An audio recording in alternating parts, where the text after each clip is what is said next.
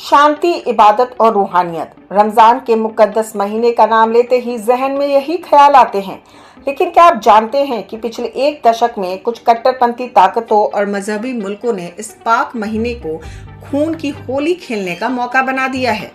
2015 से 2026 11 साल का वो काला इतिहास जहां दुनिया दुआ मांग रही थी और आतंकी बारूद बिछा रहे थे।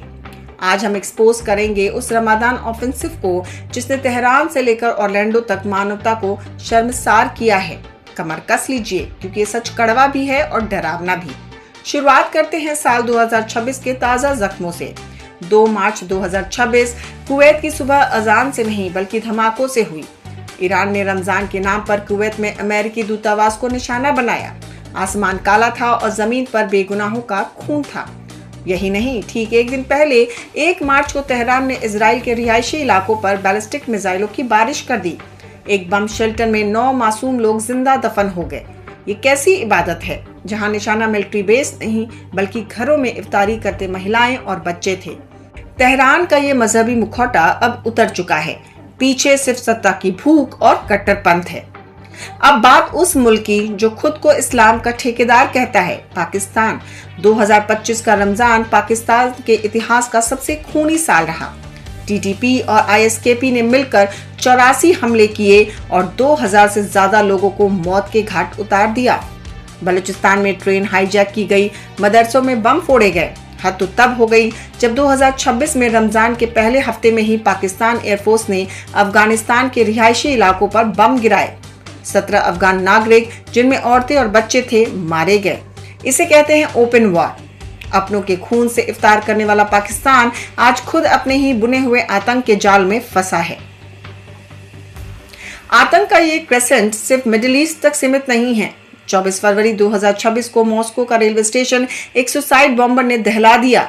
ये आईएसआईएस का रमजान गिफ्ट था। और याद कीजिए 2016 का वो ऑरलैंडो नाइट क्लब हमला जहां एक लोन वुल्फ ने 49 लोगों को सिर्फ इसलिए मार दिया क्योंकि उसके आकाओं ने रमजान में जन्नत का लालच दिया था।